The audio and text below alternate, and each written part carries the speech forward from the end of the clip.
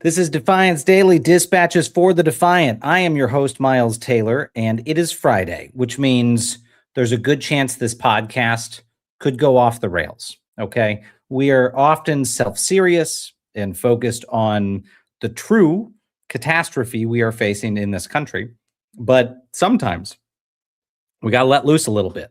And often when we get into Fridays, I have no idea what's coming because our incredible team likes to keep us on our toes, and we talk about the MAGA losses of the week. We also find edgier content on the internet about the ways people are sticking it to the MAGA movement. We award Donald Trump and his allies this wonderful honor every single week of taking this Donald J. Trump Soulmate Award and giving it to people who have been the supplicants of the week in the MAGA sphere. We also have a special guest today, and we often do on Fridays. And we're going to talk about that special guest in a moment. But first, before we get on this roller coaster ride, I want to bring in my Defiance.org co-founder, Xander Schultz, who appears to be inside of a cardboard box that he has renovated to look like a Defiance studio. You know, I'm on day 6 of living out of a tent. I feel like I'm looking pretty good, all things considered. Xander's accepting donations for a home. That's how dedicated we are to democracy.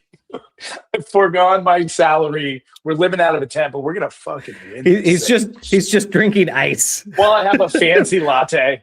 Okay, there's some milk in there. That looks like mostly milk and ice. But you know what can you do? What can you do? Well, Xander, happy Friday. Before we jump in, our special guest today, folks, we have actually 2 special guests today, and one of them doesn't know when she's coming on. The first special guest will be our friend, renowned protester, comedian, artist, raconteur, Robby Roadsteamer will be with us today. Robby's with us today. You don't know what to expect when Robby's with We don't know what to expect. We don't know what to expect. I can't give you a rating for this program. I can't give you one, but I can tell you that if the FCC was responsible for overseeing this podcast, it would get pulled off the air after today. So there's your trigger warning, folks.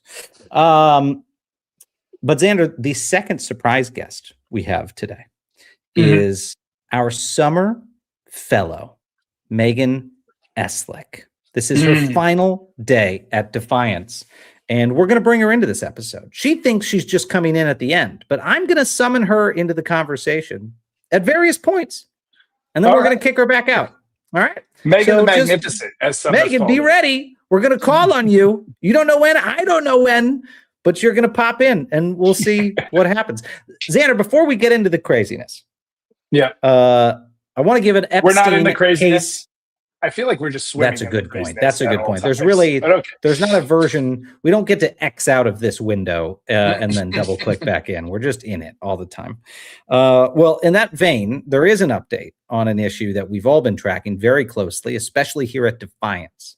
And that is related to the Epstein case and breaking news that we brought up at the end of our program yesterday about our friend Katie Fang and her lawsuit against the Justice Department for violating the Epstein Transparency Act. Now, at the time, Xander, we were already hearing that the judge overseeing the case was pretty pissed off at the Justice Department. That's how we ended our show. We said, this is going to be tomorrow's headline. And today it was, and we have a better understanding of why. It turns out they gave that judge plenty of reasons to be pissed off. So a little recap, friends. Judge Emmett Sullivan ordered the Justice Department to come into court and explain why it still had not turned over everything it was supposed to, that Katie Fang had asked for, documents about the co-conspirators in the Epstein conspiracy, documents about allegations of the sitting president of the United States raping a 13-year-old girl, the types of things that you would think would be in the public interest in this country. Again, turns out DOJ was non-cooperative. Shocker. Right? I know. Xander's heartbroken. The most transparent administration in history didn't turn that. I'm really sorry to break it to you, Xander. I don't think they've lived up to that promise. They've been falling short in all sorts of ways. I agree. Falling short is the politest thing you could say. about the conduct of this administration. Justice Department attorney Andrew Block showed up with another binder of documents. And when this happened, Xander, the judge in the case, Judge Sullivan, started asking him basic questions about why some of the names in these documents were still being blacked out, why they were redacted. Guess what? He couldn't explain it, couldn't give answers.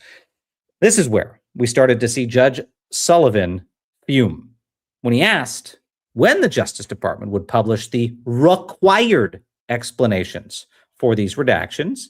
Attorney Block said the information was forthcoming. So Sullivan immediately shot back with, "Christmas is forthcoming." That was his quote, by the way.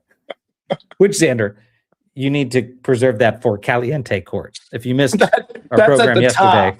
That's at the top of Caliente Court. If you missed the program yesterday, Defiance.org co-founder and frequent domain name buyer Xander Schultz purchased the domain calientecourt.org to feature quotes from justices all around the country slapping down the Trump administration in spiciest fashion. So Christmas is forthcoming. We'll That's make in it the Hall of Fame. That's in the Caliente Court Hall of Fame. Christmas it doesn't end there, Xander. It doesn't end there. It actually escalated from there when the Justice Department suggested the judge issue another order spelling out what he wanted. Sullivan basically asked, "Do you want me to issue another order saying, I really mean it this time? Yeah, no really shit. Freaking mean it this time? I already asked you for what I wanted, DOJ." So yeah, I wouldn't think the constitutional crisis we were all worried about would be so funny, Miles. I didn't expect that part of it. But very dark humor. Yes. Very dark humor. In a gallows humor type of way. Well, the Justice Department. Okay, they keep turning up in this case with nothing, kicking the can down the road. So if you didn't see it, before wrapping up this hearing, Sullivan did something kind of interesting. We've talked a lot about how the Trump administration always has this mob mentality. You know, the whole, "I'd hate for something to happen to your news outlet" sort of thing, right? These dog whistle threats. Well, Sullivan decided to play them at their own game, you guys. For 20 minutes in the court, he retold a story about the last time that he held a Justice Department attorney in contempt. Now, that may not mean a lot to you non-lawyers out there, but being held in contempt by a federal judge is the legal equivalent of being lowered into a shark pit. Back in 2008, prosecutors in the corruption case against Senator Ted Stevens were caught withholding evidence from the defense. Judge Sullivan was presiding over that case, and he held 3 of those prosecutors in contempt. That case, by the way, is notable because not only did he hold those 3 prosecutors in contempt, but when they attempted to appeal his decision, Sullivan said this, quote, "I am not in the habit of blindsiding people." Okay. So he said this, by the way. Godfather music. Mercedes, you have Godfather, the Godfather theme song, the soundtrack in the back. This is some deep stuff. These are deep cuts. That's right. We need the Godfather track. So that was his quote yesterday to the DOJ attorneys. He told this story about Ted Stevens. He told the story about he held the 3 prosecutors in contempt, even when they appealed it and failed. And then, says to these attorneys yesterday who are stonewalling him, "I'm not in the habit of blindsiding people." Basically saying, "I'm telling you right now, this is coming down the pike, people. Be ready. I'm about to take a gigantic wrecking ball to your careers." By the way, a side note, this is how serious it was when this federal judge held DOJ attorneys in contempt in the Ted Stevens case. One of them committed suicide after the fact. Okay. This is how career wrecking it was. One of them killed themselves. And he is retelling that story in the court. And he ends with this quote, Xander. He says, "That is not a threat. That's a promise." Welcome to the Caliente Court, folks. I mean, welcome to what reality should have felt like for some time now, right? Consequences for action. Remember consequences, Miles? Remember that theory that when you did bad things, that there was an impact on your career and your lifestyle and the things you're doing in life. Do you remember that idea, Miles? You know who probably does remember it because she's going into her senior year of college and she's probably been on the wrong side of the university before. Happens to the rest of us. Our Defiance.org fellow, Megan Eslick. Megan, are you there, Megan? There she is. Jesus. Hey. Oh, no. She's mother. Oh, I cannot believe. I cannot believe you two. Oh, my God. I told you we were going to surprise you and bring you in. Megan, I need to know quickly before we kick you back out to finish your sandwich. What do you make of these federal judges holding the Justice Department's feet to the fire? Is it getting hot in here or what? Yeah, and it's getting hot in here. Let's take off all their clothes. You know, like it's not really a shock. Strong start to the career. Start to the pundit career. Right.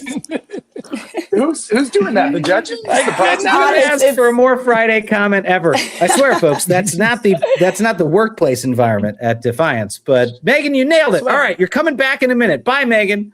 Thank you. Our Defiance.org fellow Megan Eslick. She's fantastic. This is her last day. She is a rock star. She has been carrying a heavy load here at Defiance. But Xander, we're going to go into one other thing before we really get into it today. And it's this other story that a lot of folks may have missed this week as we were getting buried under a deluge of corruption news. And I want to talk about it quickly. Some of you may have seen the article I wrote this morning about the fact that the U.S. government apparently used the Department of Homeland Security to spy on protesters in Minnesota. And this involves someone we have backed here at Defiance. Couple of things. If you don't know about this story, basically 4 days after Border Patrol agents killed Alex Preddy, the Department of Homeland Security opened an investigation, not into Alex Preddy's killers, but into groups involved in Minnesota's anti-ICE protests. They called this investigation Operation Puppet Master.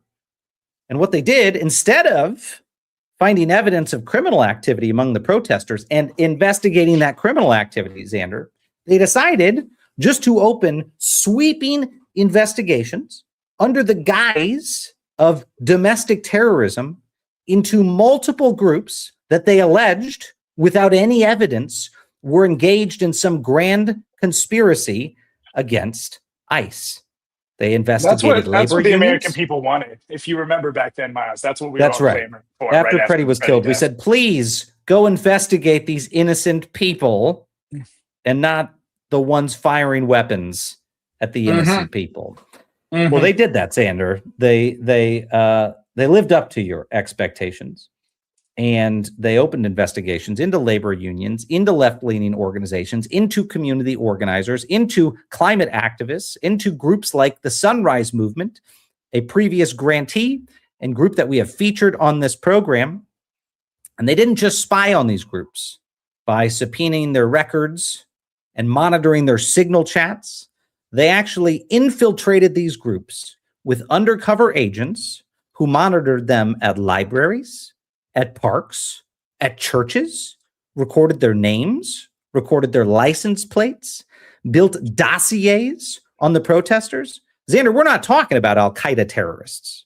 We're literally talking about protesters. We're talking about people buying fucking Sharpies and making poster boards to protest Donald Trump's invasion of Minnesota in the wake of multiple deaths at the hands of federal agents. And my former department decides that the priority is to go investigate the protesters. This is inexcusable. It gets even worse than this, folks, because ultimately what the department did was they brought charges. The Justice Department brings charges against 15 of those protesters, alleging that they are Antifa members. Antifa, which is the terror threat, the Trump administration is the greatest terror threat to the United States. That's what they say. This is the greatest terror threat to the United States of America. Okay, I know a lot about terrorism. I've spent my whole career since 9/11 focused on terrorism. So what did these Antifa terrorists do in Minnesota that justified the full attention of the federal government, that justified the 250,000 person Department of Homeland Security bringing all of its resources to spy on them?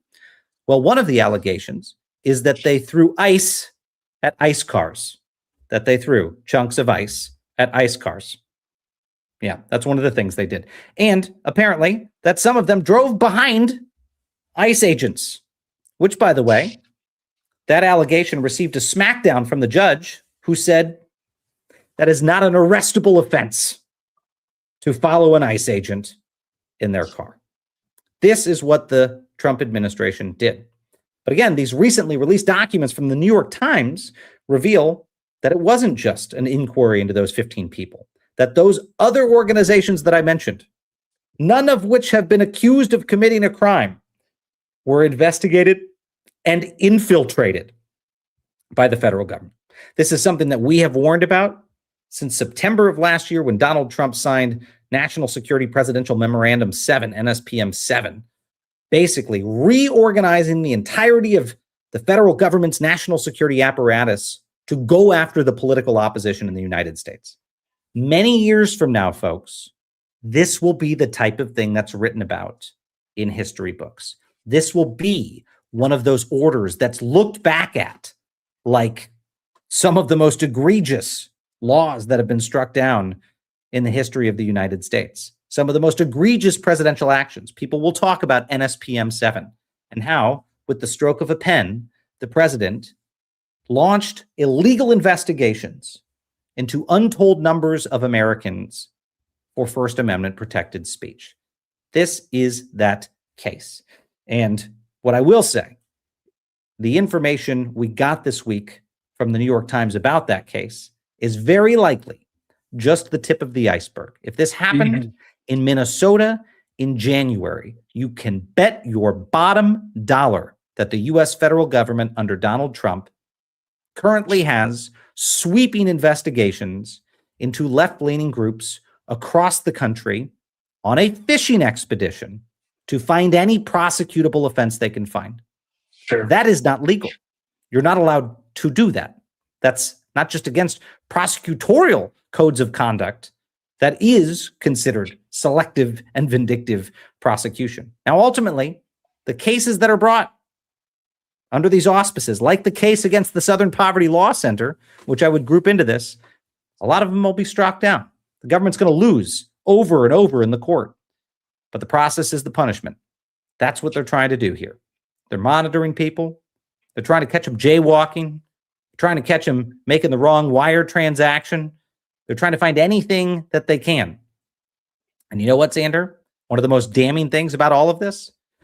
What did those so-called terrorists at the Sunrise Movement do to draw the attention of federal authorities? They held a protest. They held multiple protests outside of hotels where ICE agents were sleeping, where they banged wooden spoons on pots and pans. That is the weapon of today's terrorists in the United States of America, is cookware. That's what your federal government is investigating. We have reached new heights what you were of doing absurdity. At DHS, Miles. Banging wood spoons on pots and pans. You were worried about wooden spoon trafficking into Afghanistan. I thought that was. I will tell you what. With only a half note of facetiousness, I think it would have been better for the American people if I had spent 90% of my time at DHS banging spoons on pans than all the time we had to babysitting the president of the United States. We would have been better off if that's all I was doing in my office. But I digress. There is someone that's with us today who I want to ask about this case because he was there on the ground. He's been at these protests. He's led many of these protests. And we now welcome the incredible Robby Roadsteamer back to Defiance Daily. Robby, what you doing? Oh, hell yeah. Check one, check two. No, I'm listening and I'm angry over here. I was getting a little razzled in the waiting room and stuff, because I know what those people were doing in Minneapolis. And it wasn't just throwing ice at ICE agents, tiny cubes, by the way, and stuff. These ICE agents are snowflakes, but it was also dildos. It was the International Dildo Brigade, which I'm aware of. I'm not a part of it stuff, although I am a gold card carrying member of Antifa. I am not a part of the International Dildo Brigade out of Minneapolis, but I was there. And basically what it is right now. You have Butterscotch Shitler, a.k.a. Pumpkin Spice Pedo, a.k.a. Donald Trump, right now, basically knowing he's got 3 months left. 3 months left, like Macbeth. The trees are growing up to the kingdom, and he's up shit creek without a paddle. So what is he going to do being a person of pedo and petty? He's going to be petty. He's going to be petty. Mm-hmm. So now he's trying to put us over the coals up in Minnesota. And these people up in Minnesota, Minnesota 15, we were doing nothing more than bringing hope to the Twin Cities. I was up there. I had the harmonica. I was like, my name's Bob Dylan. I'm like, Minnesota. Minnesota. Fuck all these ice agents. We're going to bend them over. Oh, They're we just hand over the keys, Please Miles. don't move. Please stay underneath me in Minnesota. And that's what we're doing. We're bringing new alternative punk comedy to America. This is the new psychedelic music. I'm sorry, it's not going to be Jefferson Airplane again. It's going to be Robby Roadsteamer, Jolly Good Ginger, and the rest of the not ready for prime time players. Let's dance. Trump is in the WWE Hall of Fame. We got to be more absurd than him, and that's what I bring to the table. I bring Stone Cold 1999 energy. I'm done. That is what you bring to the table, my friend. And I want you, Robby, to take us into our always not safe for work segment, which is the MAGA losses of the week. You're going to join us for the MAGA losses, and I want to get your reaction to these. Okay, so I'm going to give you the first one, Robby, and I want to know what you think of it. Okay, and these aren't all happy, but I know you know how to tell us why these really are losses of the week. Wait, quick question for Robby.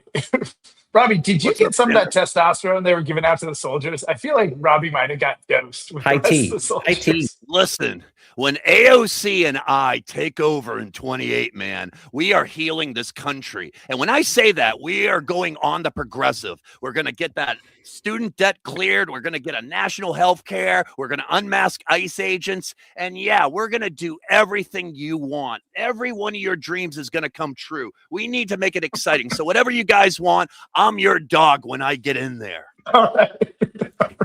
Like, Robby, what do you peg the odds at that AOC picks you as her vice presidential nominee? AOC and me are teaming up to become the greatest tag team possible. There is no coincidence that she broke up last week, all right? I and her are coming together like Bob Dylan and Joan Baez to bring the DNC together in 2028. You know, that's why she's freezing her eggs, because right now we are cloning the new Boba Fett, the new Stormtrooper, and Robby Roadsteamer.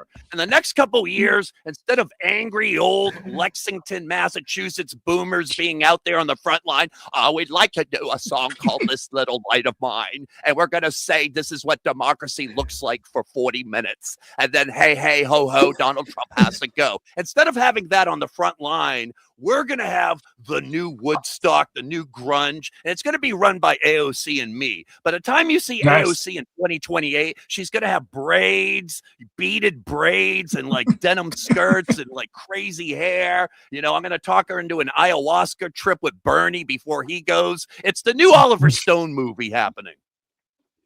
Oh, what an exciting future to look forward to. This is great. I didn't know we break this news talking about, though. We have been playing in shitty waters for too long. The only way we can come back from this, myself, a child of child abuse and stuff, we need to go our furthest limits with our dreams. I swear to God on this. The machine will not work unless we go 100% like a samurai, bet your life, be in the now, self-aware, and we put all our dreams into the system. I'm going to be the new Kurt Cobain. AOC's going to be like the new Courtney Love. You guys are going to be the new Geffen Records. And we're all going to live happily ever after in our infinity pool jacuzzis in Hollywood that we're doing to troll Trump. And that's the only reason why we're in it.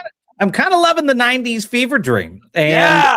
Hell yeah. My girl, Robby. My girl. Yeah, sorry. Our first MAGA loss of the week has to do with other people we have lost to time. Okay, so here's the story. Trump administration, okay, they're trying to open up Americans' 401ks to private equity and crypto, okay? Yeah. And the Labor Department is now working on a proposal to make this happen. As part of that process, Robby, apparently the public got to weigh in on this website, regulations.gov, where anyone can submit a comment telling the government what they think. And lo and behold, you scroll through the comments and there are some good ones. So many people who loved the idea. 12,000 glowing submissions until Bloomberg decided to dig into these 12,000 glowing comments. And it's sort of interesting.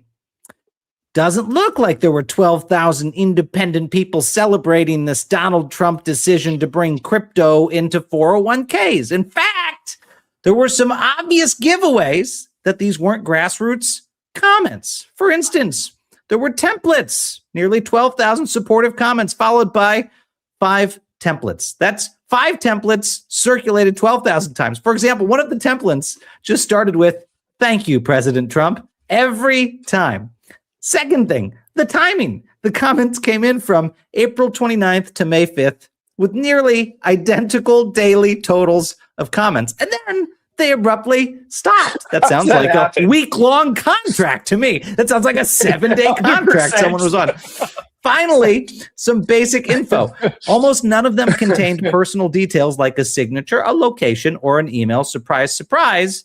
And some 30,000 comments opposing the proposal were the other comments. But worst of all, Bloomberg found several instances where the submissions were coming from dead people. Let's take Dana Oderman. Mercedes, can you pull up that submission? Dana Oderman. A comment under Dana's name was submitted in May saying opening 401ks to private markets would supercharge the economy. That's what normal people say. Dana died in December. Dana died 5 months before this comment was made. When contacted by Bloomberg, her son responded, quote, "That is not my mom. The language is nothing she would ever have used while on this earth." Robby, your comment. Mitch McConnell said he loved the page. He left like 10 comments. Listen, obviously, when I talk about Donald Trump being basically a 1999 heel, we're talking about the fact that he's going to cheat and do anything he can to stay in power, AKA let his friend in, Elon Musk, hair plug Hitler. I mean, that's what it's about and stuff. And we have to figure out a way that we have to cheat twice as much with these systems. We need to break into them ourselves and figure it out, man. I'm sick and tired of playing on the sidelines while all the evil Cobra Kai members have all these cheat codes. I want to get in on the system, and I want to cheat 10 times as much as Elon and Donald Trump. This is all obviously Elon's fingerprint on this crap. Let's go. Okay, well, Maggie is what I'm going to start calling you, Robby. This next one you're really going to like, my friend, because this is someone I know that you are a big fan of. Our second MAGA loss of the week comes from a man who I know you idolize, the MyPillow guy, Mike Lindell. So I'm sure you'll all be shocked to learn that he lost his Republican primary for Minnesota governor this week. I know you were devastated by that, Robby, right? It was a big shocking loss to all of us. Please use, and I'm not joking about this, MyPillow promo code Roadsteamer. It works. I used to pretend I was a MyPillow person. I got a lot of the MAGA boomers on board. And yeah, they just absolutely, I swear on a Bible, you can still use Roadsteamer on MyPillow and get a discount. What kind of discount are we talking about here? I mean, the same that you would get with any other promo code on MyPillow. It is literally 66% off. Miles, did Mike Lindell handle this with grace? How did he handle this? He's not taking it well. He's not taking this loss well. The race was called for Minnesota House Speaker Lisa DeMuth Tuesday night. And now 3 days later, folks, Mike Lindell is still not willing to concede. Surprise, but perhaps what was most embarrassing for Lindell, you guys, is the total crash out this guy had on air the night of his loss while he was streaming on his own channel, Lindell TV, that I'm sure not a lot of people watch. That we all watch. It started to become pretty clear. Yeah. it was evident during this live stream that everyone but him realized he was going to lose. This is just moments before the Associated Press called it. I want you guys to watch, and let's do our best to follow his math. Take a look. Mm-hmm. Here's the next report, everybody. Hold on. We just gained 5,000 votes. And we gained 5,000 votes, everybody. And the last 13,000 votes that were counted, we got 5,000. We gained 5,000 votes. So let's think about this. That means I got 10,000, and the rest of them got 3,000. If this is a sign, we will have the lead within an hour. If the AP calls the race for Lisa Davis in the next half hour, will you concede? If who does? If the AP calls the race. What is the AP? The voters. What the AP? Why would I listen to the AP? There's 265,000 votes left to count. I'm down by 18,000 now. We just gained 5,000. I'm not going to give up this race until the votes are counted. That's nonsense. Until all the votes are counted? Until the votes are counted where I can't win. Robbie, are you surprised that the man who tried to help Donald Trump seize the 2020 election would be taking the news poorly that he was losing his election? No, because they're all playing from the Donald Trump handbook of being healed like WWE wrestling. They're never, ever going to take a loss with any sort of self-respect. Listen, when the midterms come and 2028 comes, these guys are going to be looking completely different characters, if you know what I mean, man. Steve Bannon is going to look like Gollum. He's going to be biting fish heads off under a bridge. None of these dudes are self-aware and know how to handle an L in their life. Listen, by the end of it, by 2028, like you got Pillow Guy looking like Brundlefly in Fly 1. He's going to be on ceilings with like pubic cable hair on his back, like chewing at his old My Pillows like they're rabbit heads and stuff. Like none of these people are going to be able to handle any of these L's that are quickly coming up. That's why they're doing weirder shit. They know that the time is about up. And the flux capacitor is about to reverse polarizations so we can be on top for a little bit. I want to show off my mic. That is actually almost verbatim what the Associated Press said after it called the race, what Robby just said. They also added that this was not a squeaker. Lisa DeMuth had 43.4% of the vote versus Lindell's 32%. He lost by 45,000 votes. Donald Trump has been silent about the loss ever since. Donald Trump, unfortunately, this is really interesting to me, Robbie. Donald Trump says he loses the election in 2020. And Mr. Pillow goes out there and throws away his whole career and whatever reputation he had to just carry the water of that big lie. For years, Mike Lindell says he didn't lose, that he was the rightful victor. Donald Trump, crickets. Quiet ever since. Crickets. Quiet ever since. It almost feels like, Robbie, would you call this karma? I mean, the comma train, and I said that with a terrible Boston accent, but we all know the comma train is right around the corner. The comma police, which far outnumber ICE, are ready to take all these characters away to Gator Guantanamo Bay. And that's where I'll be waiting. And you know what? The biggest one for me is going to be Elon Musk. I think by the end of this game, he's going to far outdo Michael Jackson on plastic surgery and how terrible he's going to look when everybody knows he rigged the 2024 election with these damn computers, just like he rigged that 401 and just like he continues to try to rig. But you can't rig everything, Elon. You can't. And by the time we get to 2028, he's going to look like shriveled up Mr. Burns at the bottom of a river, like E.T., sick and frail, with his hair plugs just falling by the wayside, hair plug Hitler. That's what I'm waiting for. It's going to be the end of Goodfellas. And I'll just say this and I'm done. America has been taking it from behind for way too long right now to not sense that every 30 years we have a renaissance. Like we talk about the 90s, grunge, Sub Pop Records, MTV, Beavis Beavis and Butthead sticking double middle fingers at Bush while we got Bill Clinton, who seemed like he was going to be the next JFK, but he was a sort of centrist and stuff in the White House playing saxophone on Arsenio Hall. That's what's going to happen again, man. We're going to have AOC on glockenspiel. We're going to have Miles Xander on bass and drums. Believe it, boys. And we're going to have Elon, Trump, Stephen Gollum Miller at the bottom of the dirty ocean, so angry, and they're just going to fall apart. We're going to enjoy it. The Renaissance is coming, and this is just the beginning with Mike Lindell. Suck it. I'm happy I brought my fancy latte to this episode. This is a good one for me to sit back and sip. I don't know how to top that, Robby. Robby, before we let you go, I want to bring in one of your super fans into the conversation. Is our Defiance summer fellow Megan Eslick is a big Robby Roadsteamer fan, and she is here. Where are you, Megan? Go. Bring her onto the screen. There she is. I'm here and I'm ready this time. Robby, could you serenade this lady? It's her last day. Could you play her off? Yeah, I think I hold on. I mean, yeah, what would you like, little lady? Pick a song, pick an artist, and I will do them all justice for you. I'll give you a song right now. Megan. You got any like I don't know, like any Elton John in you? Oh, I do now. Oh yeah.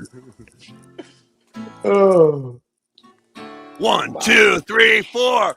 Goodbye, Mitch McConnell. Though you were already dead, we just kept you upright like weekends at Bernie's did. You in a Guantanamo Bay, and we let you rot for 70 days while we just pretended you were still alive. And we made on the spot, he cooks up a political satire song. Ladies and gentlemen, Robby Roadsteamer. Robby, before I let you go, I need to ask you to break character for 1 second and tell me this. How we doing in this country, man? How is the Defiance in America? You are on the front lines every day at these protests. How we doing? I think it's incredible, boys. And I'm just going to say that right now, that the fact of it is, State of the Swamp that night was so magical and so amazing. And I know MAGA's trying to shut down my signal right now, and they're not going to happen. Guys, that night, there was a paradigm shift when there was literally 800 million impressions on that damn show in the first 2 days. Trump knew he was up shit creek without a paddle. He knew he had to start the Iran war that weekend, which he did. And it is not going to stop. They could try to detain me. They could try to shut my signal. But I'm telling you, my eyes have seen the promised land, boys. And we are going there, and girls and stuff. And we're going to go there. AOC. Roadsteamer in 2028. We're going to get a great minimum wage. We're going to unmask all the ICE agents, and we're going to solve a cure for cancer and legalize weed together. Hell yeah. Amen. Robby Roadsteamer, is that thank you, my friend. Does the legalization of weed cure cancer, or is that two different policies in the Robby Roadsteamer platform? Absolutely, man. Look into Rick Simpson oil, inject it right into those damn cells. The Renaissance is coming. Trump is just like my angry old man who's just clawing on the way out into the funeral parlor and stuff. My dad used to, we're up in Boston. He used to just cheer on the Yankees just to make my mom cry. And it's the same energy that Trump has. And we're about to get to the other end where we're going to troll them so effing much. Elon's going to look like Gollum. His hair plugs are going to fall out. He's going to get back with Amber Heard. It's going to be amazing. All right. Robby, you always say you use the absurdity to highlight the insanity. As always, my friend, you have done it. Robby Roadsteamer, thank you for joining us today, my friend. Good night, God bless, and let's storm Applebee's. Wow. Megan, what a dream. What a dream, truly. Was that the thing that you were hoping to have on your last day? Is Robby Roadsteamer writes a song for you? unironically, everything I could ask for and more. I am actually a very big fan of him, and I was super excited about seeing him today. Now I have a song, so I mean, wow. We did it. We did it, folks. We did it, folks. We made her pay us $10,000 a month to come volunteer for the organization, and this is what she got for it. Megan, and if you too want to pay us $10,000 a month, that is possible. We haven't floated that option. Just email them. You can donate to the Defiance. That's what I did. You can make that possible. Megan, we're going to have you back soon to announce the winner of the Donald J. Trump Soulmate Award. But first, we've got to get into that. So we'll be back to you shortly. Thank you. Xander, for folks who don't know, every Friday, in addition to the MAGA losses of the week, unhinged absurdity that we welcome into the Defiance so people can let loose a little bit, we also give out an award. This is the sort of weekly Oscars of politics. And we call it the Donald Other J. people have said Trump. that. We didn't say that. Other people are We calling didn't say it that. weekly Other Oscars people are of calling it politics. It's AP, I think, was called us that. That's right. We do this because there was a story from the Wall Street Journal earlier this year that Donald Trump was giving out his favorite shoes, these Florsheim black Oxford shoes, to people in his orbit, and he expected them to wear them, and he didn't ask their shoe size. He would just size them up, and if the shoe didn't fit, his loyal lieutenants felt pressure to wear them anyway. And then photos emerged of U.S. Secretary of State Marco Rubio walking around in floppy shoes on Capitol Hill, and photos of cabinet members sitting there all in these black, crappy Donald Trump shoes. And we started thinking, this is a really powerful sign that we've got a cult of personality in our nation's capital. If you didn't notice, if you didn't think we had a cult of personality in the federal government, we did. You weren't sure with all those red hats. With all those red hats. Yeah, that wasn't enough to tell us that this guy was creating a cult. And we felt like there were so many people clearly auditioning to be Donald Trump's soulmate, S-O-L-E, like the shoe, that we should give out an award every week. And that is what we do. This award goes to the biggest bootlickers who tried to suck up to Donald Trump, tried to support his unsupportable policies. Now, make sure, as we tell you who the nominees are this week, that you head over to soulmate.vote. That is SOLEMATE.vote. You can head over to soulmate.vote. You can see who the nominees are, and you can follow along with me, because I actually don't know this week who our nominees are. The team has pulled together our nominees. You get to vote. Xander and I get to find out who these nominees are. We will give you our vote in real time, and we will find out who wins. Now, for those who haven't followed along, we used to actually send a pair of shoes to these folks as the award, but they were returning them. They were getting returned. And so we thought it's better for us to award it. And then if you want to jump into their comments on social media and let them know they won, you absolutely can do that. So let's get started. Because unfortunately, it looks like our first nominee this week is someone who wasted no time trying to get into Donald Trump's good graces, and that is the South Carolina Senator, Darlene Graham. This is the late Senator Lindsey Graham's sister, who was named to his seat after his recent death. She went on Fox News this week, and when asked about Iran, revealed that she has been laying her blind trust to end the war in the worst place possible. The dude that started it. Take a look at what she had to say. I stand with President Trump. You know, national security is most important. We have to protect our nation. I realize that the price of gas is a little high right now, but I think President Trump is going to get us through this, and the price of gas will eventually come down. So I'm just going to support him, and I believe in him when it comes to dealing with Iran. I love that nuanced take, Xander. What do you think needs to be done in the Iran war? I'm just going to put my faith in Donald Trump, whatever as the founding fathers intended for Congress people. As they said, I think in the Constitution, it says, put your faith in Donald Trump. She is, to be fair, I think she's doing Lindsey Graham prep. She did step in to finish out Lindsey Graham's term. And I think this is exactly what Lindsay would have said. I think she's What in the would family Lindsay business. do? Yeah, Unflinching She's nailing it. loyalty to Donald Trump. I love that she ends with the words, "I'm going to trust Trump to do the right thing." This is the man who in January said that there were literally no limitations on his own power except for his own conscience. So they pretty much agree, she and Donald Trump, that the right thing is what Donald Trump does. Because there's no other limitation. There's no other check. Okay, so darling, a you family wasted tradition over there in the Graham family tree. a family tradition indeed. She wasted no time in showing that she would follow the leader. Okay, that is our first nominee, folks. I'm already feeling a pull, not knowing who the other two nominees are for the Donald J. Trump Soulmate Award. But let's keep going. Let's take a look at who is next. Our second nominee this week is U.S. Secretary of Commerce Howard Lutnick.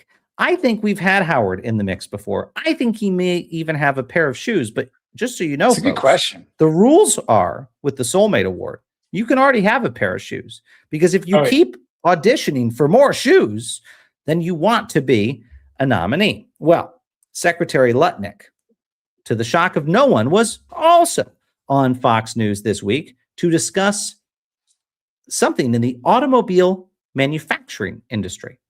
And while he was close to completing the "Don't Make This About Trump" ego challenge, he unfortunately fell short, delivering this masterclass of shoe licking with a big old smile on his face. Take a look. Donald Trump is the deal maker in chief. He knows how to do it. And I got to tell you, it is so fun to work for him. It's a blast. What? Xander, did that feel like a hostage video to you? Felt more like, remember those old infomercials where they're selling like the slap shop and all that? It more had that energy of, this is incredible, it'll change your life. And you're like, guys, what are we talking about? This product sucks. It had that energy. Lutnick in general has that energy. He's like that weird infomercial guy every time he pops up. Wait, play that one again. I just have to see his reaction again. Do we still have that? I mean, Donald Trump is the deal maker in chief. He knows how to do it. And I got to tell you, it is so fun to work for him. It's a blast. What? You won't believe how this will change your life. That's that energy. It's like, Xander, our third nominee today is someone who has worked for Donald Trump very closely, and I'm not sure she would say it's been a blast. In fact, her team has been leaking like crazy that it was so not a blast that she was desperate to quit the administration because Donald Trump kept interrupting her maternity leave. I'm talking about White House Press Secretary Caroline Leavitt, who announced she was quitting the administration this week, and reports in multiple newspapers, different news outlets, cited the fact that she was basically getting fed up with the president bugging her while she was on maternity leave with her second baby. So I don't think she was having a blast. I'm not sure she would have said the same thing. Not that I'm playing the violin for her, but she's our third nominee, not for that reason, but because we could not let her go from the administration without honoring her and honoring her historic performance, pretending that she was having a blast in the Trump administration, pretending that this was a fun, loving ride inside Donald Trump's wannabe autocracy. So let's take a look at some of Caroline Leavitt's best moments regurgitating Donald Trump nonsense this week and in weeks past. Take a look.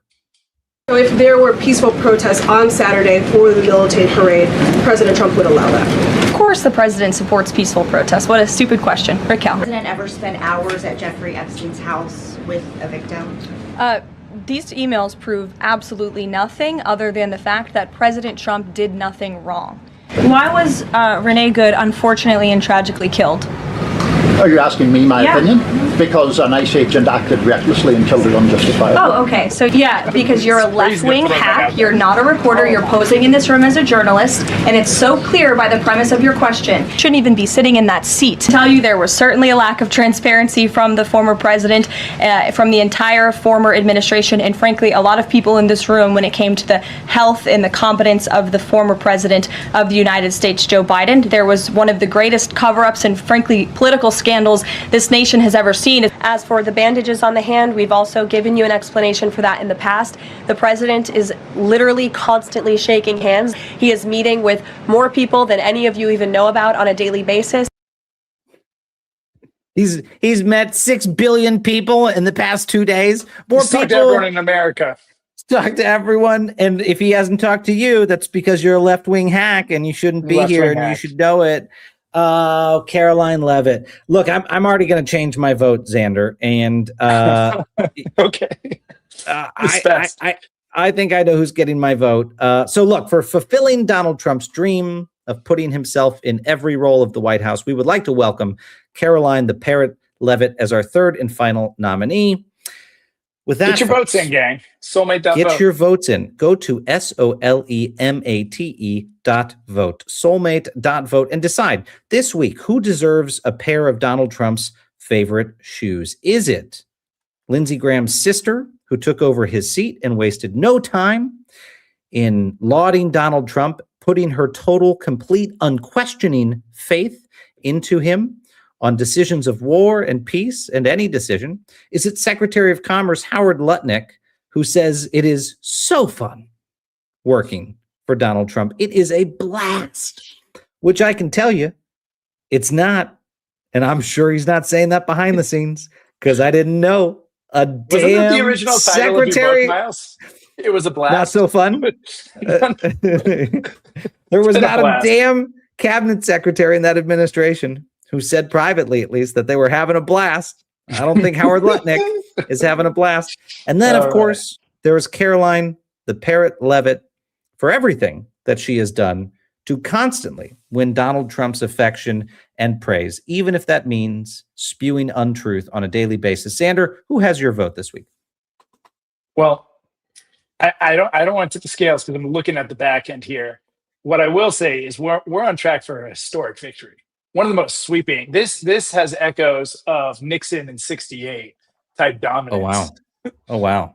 I'm not sure that would be the citation. I would say it would probably be like I wish Reagan a better guy in America won more totally than Nixon. Reagan in 80, right? Isn't Reagan in 80 a bigger? Anyway, I don't know. I think Nixon went 49-1 in '68. All right, so let's close out the voting. And let's close out the voting. I'm going to tell you, Leavitt's my nominee. Let's bring Megan in. Oh, it's Caroline Leavitt with the win. Megan Eslick, get back here into the conversation. We were going to have Megan reveal the winners, Xander. You blew it. I'll jump Megan, back in. Yeah, come on, Xander. It's my last day. Really? Are you Leavitt, but not Megan on her last day? I'm sorry. So mean. So mean of you. Are you disappointed in Xander, number one? And number two, who had your vote this week, Megan? You prepared the nominees. You prepared the voting. I did. First and foremost, I'm absolutely disappointed and a little heartbroken, Xander. I cannot lie to you. Second of all, all is good. I'm just kidding. Sorry. Second of all, I do these nominations every week, and I always have somebody a little horse in my heart that I'm hoping is going to win the race. And this week was absolutely Caroline. And I watched way too many videos of her and seen her face way too much this week for my general mental health. But I was also voting for her, yes. That is the downside of this job. We get waterboarded with MAGA folks. It is the downside of reporting on this. Well, you stuck the landing on this one. Can we put those results back up there? I missed the final tally. What was that again? Scroll down. 85%. Wow. That is the biggest victory margin since we started giving out the award many months ago. Caroline Leavitt, you have won the Donald J. Trump Soulmate Award. I hope you walk off from the White House in those floppy black Oxford Florsheim shoes. And I hope when you're subpoenaed I hope when you're appearing in courts, I hope when you're having a hard time finding a job, that you think back and say, wow, it was really worth it for a pair of those damn kicks.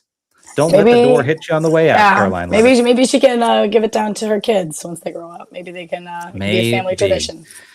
Well, Megan, let's close out by giving you an informal award that means absolutely nothing and has nothing attached to it and can't even be held. And that award is the Defiance team member of the summer. We've never given out a summer award. First one ever. Because this is our first summer. It's our first summer in existence. You're going to love it. It's the biggest award we've ever given out, and we've never given out. It is the Defiance Summer Intern Award. Wow. I will put that on my wall. I will. Thank you. I'm actually going to put it on my LinkedIn right now. Megan Eslick, folks who are watching, folks who are listening have no idea. You have been an absolute all-star in supporting this team, supporting these efforts, protecting our country through the humorous moments like Friday episodes, through the very serious things that we cover and the actions that we take on behalf of all of us and all of the Defiance, which is what we call our Defiance.org members. Oh, yeah, thank you for what you've done. We're going to be cheering you on in your senior year, and we hope to see you back in the Defiance on the back end of all of this. Thank you so much. I'll be in your comments cheering you on. Thank you. Thanks, Megan. Total rock star, Xander. She's phenomenal. Let me say this, folks. If you, too, want to experience working with and for the Defiance, you may have that opportunity. But you got very big shoes to fill. And they're not black Oxford Florshimes. That is not what Megan wears. Xander, before we close out today, do we have an anthill update? Is there an update on the anthill? We do. Are there Defiance that get promotions? They're getting promoted. M. Barnett's getting promoted. D. Vanow's getting promoted. MGMIEM. I couldn't say it, so I'm spelling it. Got a promotion. They moved up to scout. They got one friend to join the Defiance. If you want to be promoted, go to defiance.news/leaderboard. Get your referral code there. Send it out to your mom, your aunt, your cousin, your daughter, whoever you want, who really is top of mind. Tell them. Definitely send it out to your dogs. Yeah, daughter, not dogs. Oh, I think you said dogs. I don't think the dog is going to be all that. I was like, wow, Friday. We got no gas left in the tank. We're telling people to pad the numbers, send the referral code to your dog, hit that paw on the keyboard. If you got a dead numbers up. If you got a dead friend or two, send them our way. That's right. Send them to regulations.gov first to leave a comment, then send them to our website. But thank you for helping grow the Defiance. This is not a media company. This is a club that has a show. This is a club. It is your club, and it's here to fight fascism. So thank you is on you in terms of growing this and making sure we are as big a success as possible. Thank you all. Yeah, and I'll say this week, I mean, as we got the numbers in on people who went out there and supported the real anti-weaponization fund that we launched this week, which is a dedicated fund that we will be using to support people who are in the crosshairs of presidential revenge, people who are fighting to protect their rights. We've had hundreds of people chip in to support that effort. We've had thousands of notes of encouragement for the targets of presidential revenge, which that first cohort of people will deliver those messages to them next week. You can find that at awfund.org. Go take a look, send a message of encouragement. If you want to chip in on top of what we have already thrown into that fund at defiance.org, you can absolutely do that. Xander and I were just talking this afternoon. We're hoping we've got some announcements to make before the end of the month of support that we're pushing out there for some of these folks, for some of the targets of revenge. Thank you to everyone who has made that possible. You're going to hear us talk about this in eternum for the rest of the time Defiance is here. This is going to be a standing fund that we use as an organization to provide support for those folks who are being targeted by the weaponization of government under Donald Trump. We have taken that name back from him. Remember his anti-weaponization slush fund at the Justice Department that he wanted to give out to criminals, pro-Trump criminals? Well, we're taking that name and instead using it to support innocent people who are being persecuted by this government. So stay tuned for some of those announcements, but a big thank you to everyone who helped make that possible. Xander, it's been a very, very busy week. You have been working out of a tent. Tell me, what are you most looking forward to next week, my brother? Kathy says in the quote, that's why I was laughing earlier. Xander, get some sleep. You look like hell. Kathy listens. So it's not bad advice, to be honest. I've been sleeping on one of those camping mats for a week straight. It's not the best. I'm looking forward to my mattress, personally. That sounds exciting to me. But I'm also looking forward to doing this. This is so freaking fun. On the anti-weaponization thing, I just wanted to point out that there's been hundreds, if not thousands, of letters now sent in through that website, awfund.org, towards the targets of DOJ weaponization. I think we have Lisa Cook, Georgia Fort, and Letitia James, I think, as the three that we're offering for people to send in letters to. So if you want to support those people who are standing up to the DOJ and the way it's being weaponized right now and the way that they are being targeted, go ahead and send more letters. And we're excited to, sometime next week, we're going to drop those letters off for those individuals. And it's just been awesome seeing. It's not like it's not some website gimmick that it's like, leave a message of support, but really we're like going to harvest your email to send you, catheter advertisements. Like, that's not what this is. We're delivering these notes to these. That was the first iteration of Defiance. We were like, should we just launch a catheter company and do Fox News commercials? But no, go do that. Provide those notes of support, and we'll get them to those folks. And we've got some really worthwhile causes that we are considering. Just in the handful of days since that fund launched. This is really important stuff, folks, and it cuts to the heart of why we launched Defiance.org. We have a lot of fun on Fridays because we're living in a dark comedy right now. And again, as our friend Robby Roadsteamer said earlier, sometimes we have to use the absurdity to highlight the insanity of what is happening in this country. And you all help us do that very well. We can toggle between the crucially important and self-serious, and the irreverent and back to the serious to keep us motivated in this fight. Thank you to everything Defiance are doing to support this organization, our broader supporters out there getting the message across. Please do like this. Right now, you see a like button. Press it. Heart button. Hit it. Press it. There. Come on, hit the heart button. Hit the heart button. Come on, get in there. Hit the heart button. Help us spread the Defiance. When you do that, it literally helps us spread the Defiance. We are literally, if you didn't know this, we are ranked as one of the top news podcasts in the world. Did you know that? We're regularly, Defiance who are out there, as ranked by Good Pods, we are regularly in the top 25 news podcasts out there. We're ahead of podcasts from the BBC and MS Now and NPR because of what you're doing to help spread the Defiance. Now, we should not have told Robby Roadsteamer that. I'm glad that we didn't tell Robby that, because we got raw, unfiltered Robby before we told him how high up in the news podcast rankings we are. But this is because of what you all are doing to help us spread the message. We take your charge very seriously, and every week we take real actions to counter Trump's corruption, and we will keep doing it no matter what. They will not shut us up. We're going to be back on the air Monday, as always, at 5 p.m. Eastern for another episode of Defiance Daily. Join us. And in between now and then, folks, I hope you have a great weekend. And as always, stay loud, stay brave, and stay together. We'll see you on Monday.